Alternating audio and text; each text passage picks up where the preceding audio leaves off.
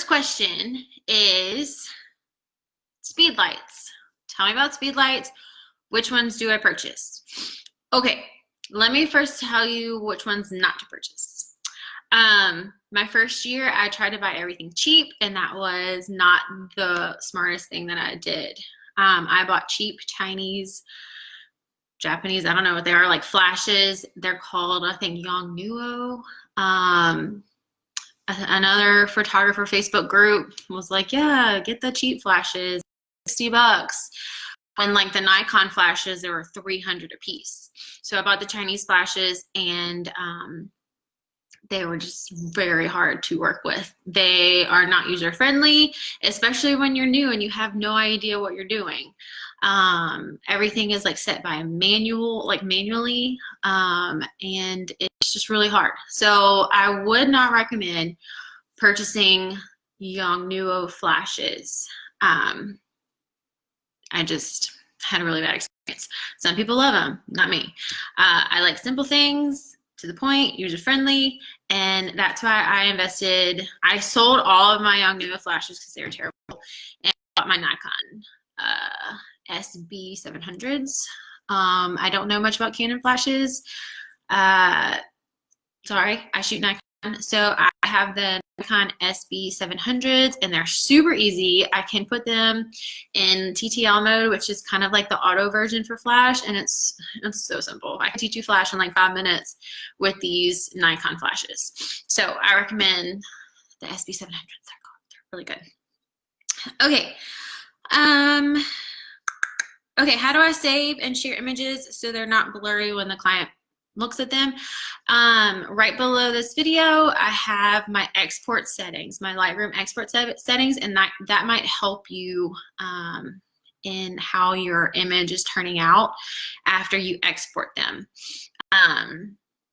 So look down at the picture below, and if that's still not what you're talking about, then ask me again, because generally if you export them correctly out of Lightroom, they should be sharp and crisp on Facebook and on print. If you have to resize it for like a blog or something, that might be a different setting, but I use BlogStomp, which is another software program, and so BlogStomp resizes it for me for my blog. So I hope that helps. Okay, the next one is, okay, this is a big one. And I actually had a question in an email this morning about this. It says, do you use your camera meter to set exposure? Okay, so when you look through your viewfinder, okay, the little eye hole on your camera, okay, at the very bottom, when you look through your viewfinder, you're going to see this meter. It looks like this, and it's got like little tick lines with 0 right in the middle. Okay, that's called your camera meter. What your camera meter does is it measures exposure. It measures what Nikon's version of what correct exposure is, or Canon's version of correct exposure. So when you're setting your manual settings in your camera and you look through your viewfinder, if the tick marks are +1, +2, +3, that's Nikon saying, hey girl, this picture is way overexposed. You need to bring it down. So you use your shutter dial and you bring it down a couple clicks until it meters back to 0, the little tick mark. And then when it's at 0, you take the picture, you look at it, that's Nikon saying, you're good. Your exposure is correct. Good job. Okay? And if your tick mark is -1, -2, -3, that's Nikon telling you this picture's too dark. It's underexposed. Fix it. So then you go to your shutter dial and you meter back to 0. When your meter's on 0, that's Nikon saying this is correct exposure. Now, the artist comes in, and if you meter to 0 and you take the picture and you look at it, if you think this picture's too dark and I really like my pictures to be brighter, then you're going to ignore the meter and say, sorry, Nikon, I want it a little bit brighter. And you're going to move the tick mark to probably +1. I do that all the time. So 99% of the time, I meter to 0, and I let Lightroom, I do my artistic abilities through Lightroom. But if like in some like backlighting situations, and like if you're in weird light and you meter to 0 and you look at the you know, your camera and Nikon's like, yeah, girl, you're good. You're metered to 0. The exposure's correct. And you're like, oh my God, this is so dark. No, I ignore the meter and I use my own like eyeballs to judge whether or not it's correct exposure. So yes, I do use my camera meter to measure exposure 99% of the time, unless I have to override it. Okay, I hope that helped. What kind of computer do you use, or do you use a laptop or desktop? I use a laptop, and that's just because I like to edit and do work on my couch or at the airport or at Starbucks, or I don't want to be like confined to an office. Like that would drive me insane. So I personally use a 13-inch MacBook Pro, and that's just my personal preference. Okay, how many images do you deliver? Okay, so I have a problem with I give more images than always more images than I tell them. So if I tell them you're getting 10 images, they're probably really going to get 30. And number one, that's just exceeding my client's expectations. And number two, I'm not going to withhold a good picture from a client. Like if they're like smiling and giggling to each other, I'm not going to be like, oh, I told you only 10, so you're not going to get this one. No, like they're going to get all the ones that are not blurry, or not, you know, multiples of the same picture. If they look good, it's flattering, I'm going to give it to them, because I feel like I would want all the images that I look great in. And also, I don't have to deal with a client being like, hey, do you have any more of us doing this? Or hey, can we have more pictures about this? Like I have never had a client ask me for more pictures, because I give them like triple or quadruple what they think. And that's just me serving the client as best that I can. And I just feel like that's what you should do. And I just have an editing workflow that I can edit very quickly. And so it'll take me like an extra 10 minutes to just give them all of the pictures that come out. And that's just how I run my business. I know a lot of photographers, if they say you're getting 10, you're getting 10 and no more. You have to pay for more. And that's just how they run their business. But to each their own. So that probably didn't help you at all, because I don't know if everybody would do that. So yeah, I deliver as many as I possibly can. Okay. Oh, this is a good one. Okay. It says, I know you shoot wide open, which in photography lingo, that means at the lowest aperture possible that your lens can go. So if you have a 50 millimeter 1.8 lens, wide open is whenever your aperture is all the way down at 1.8. And the 1.8 is going to give you that super creamy, dreamy background. Okay. I don't shoot wide open. I shoot as wide open as I can. And there's a difference. So if I always shot wide open, I would keep my aperture at 1.8 and shoot the whole session that way. Or the whole wedding day that way. Let's just say that. But that's not what I do. I shoot as wide open as I can go for what's in my image. For example, and this is kind of a rule of thumb that I have for especially new photographers. If you have 2 people in an image, you can shoot wide open at 1.8, but the safest thing to do is shoot at least at 2. So you have 2 people in an image, shoot at 2.0. So they equal. You have 2 people, shoot at 2.0. Okay?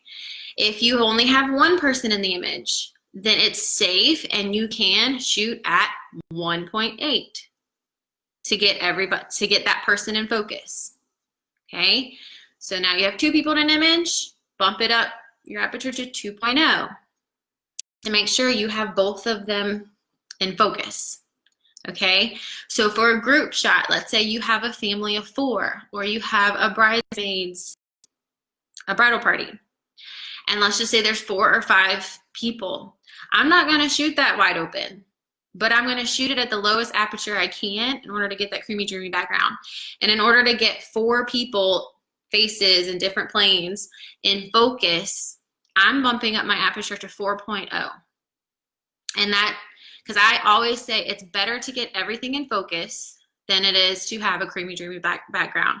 Because at the end of the day, the client could care less if the background is creamy or dreamy. That's the photographer's stuff. Like, photographers love that. Clients want their face in focus. So if you can, so the rule of thumb is basically make your aperture the same amount as however many people are in the image. Now, if you have the whole Johnson family getting together and there's 20 people, I'm not gonna bump up my aperture to 20 because that's ridiculous. And when you shoot manual, all of your other settings are gonna be so low, it's just not gonna be a good picture. So what I do is I get the Johnson family on 3 rows as close together as possible. And that way I can shoot at maybe an aperture of f8 instead of 20. And that way my other manual settings won't have to go all the way down. Or I'm gonna have to shoot at ISO like 6400 to compensate. So my tip for big groups like the Johnson family, shove them as close together as you can. And I usually never go over f8. And then I focus on the center row, center person. That way the people in front are in focus and the people behind them are in focus. So I don't shoot it wide open. If I can, I will. Like if I'm doing like a bridal portrait, absolutely.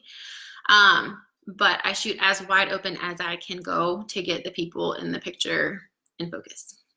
So I hope that helped. Okay, and then just a couple more questions. Someone asked, is the 1.2 lens worth the price jump? So she has the 50 millimeter 1.8, which was probably like $200. And then the 50 millimeter 1.2, I think is probably like $500. So it's like dramatically, insanely different. My opinion is I would save the difference of that cash and put it toward another lens. Like you have the 50 millimeter 1.8. It's an amazing lens. The only person that might tell the difference is you. A client won't, your friend won't, your mama won't. You will be the only person that may be able to tell the difference, but probably not. I would keep my 1.8, save that money, and put it toward another piece of gear that you want, or another lens like the 85 millimeter 1.4. That needs to be your next purchase. I promise you, you need the 85 millimeter.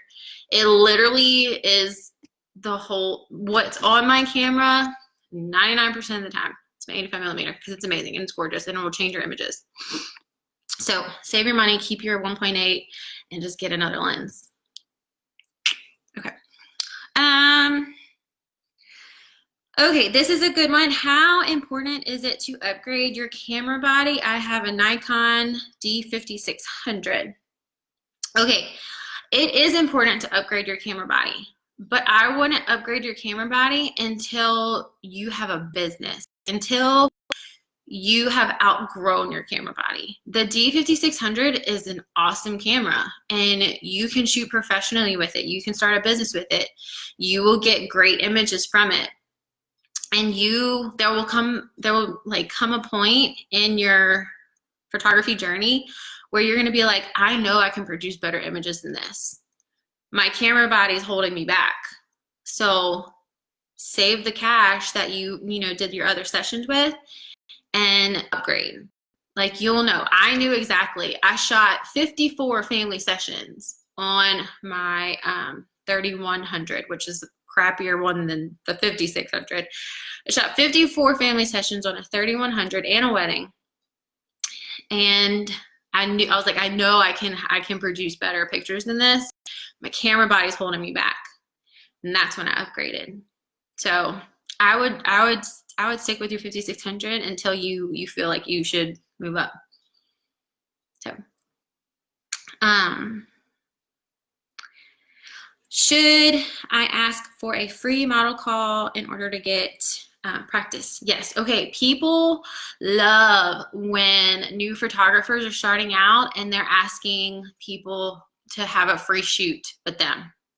Like, they love it because all of their pictures are from their iPhone, and especially like moms who, I'm never in any of my pictures because I'm always the one taking the pictures.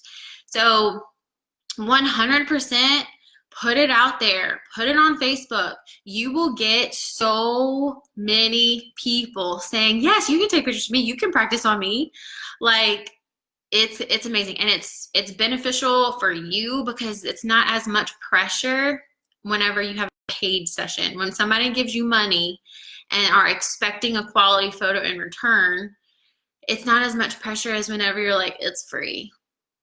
Like, even though you're gonna do a great job, it's almost like you get what you pay for. It's free, there's no pressure. You still are gonna do a great job, but it really isn't as much pressure. And then once you have let's say you shoot 4 or 5 free sessions and you have more experience, then you're allowed to charge a little bit. I started, I think, with like $50. And at the time I was like, who's going to give me $50 for a session? But you have experience now, you have practice now. So then you can up your price to $50 and then up it to $75. And then the more experience you have, the more practice you get, then now you have a business. So, and then you can upgrade your lenses, you can upgrade your camera bodies, and then you really got a business. Yeah, so I'm all about free model calls. It's super beneficial for everybody involved, and people will then start to get to know that, like, you are now a photographer. You're not just, playing one on TV. You have sessions now. I have a couple of my girls from last month who are just like killing it already, and they already have so many different portfolio options because I know they started out with like free sessions, and now they're charging a little bit, and now they have a Facebook page, and like they now have a business, and I'm so proud of them. So yeah. Let me go. I don't think there was any questions up in here. Oh, there's one. Okay. Do you shoot with multiple focal points or make them on the same plane? Okay, so I don't shoot with multiple focal points. I shoot with one focal point, and that's usually either on, like if it's a close-up, that focal point is on the eye, not the ear, not the nose, the eye. You need the eye and like crisp focus. Or the focal point, if I'm pulled back, is more on the face. And then in group settings, it's going to be, I'm going to try to get, let's just say bridesmaids, like a bridal party. I'm going to try to get them all on the same plane, and then I'm going to focus on the bride, who's usually in the middle.